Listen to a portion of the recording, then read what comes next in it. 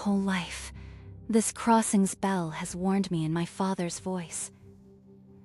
Stay back. The train is coming. He kept this gate. Only my side's arm ever falls. The far one's hung broken and open for years. But it's a recording. Set down the morning he stopped coming home and never returned. We all trust the down barrier to keep us safe. But it never held me from the train, it held me on the living side. He set his voice so I'd obey and stay, then walked his open far gate into the freight.